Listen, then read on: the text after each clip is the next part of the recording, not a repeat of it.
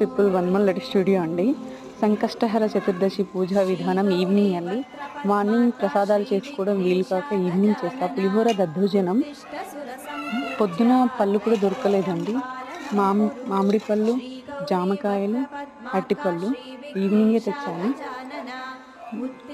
బెల్లము, దీపారాధనకి నెయ్యి అన్నీ సిద్ధం చేసుకున్నాను.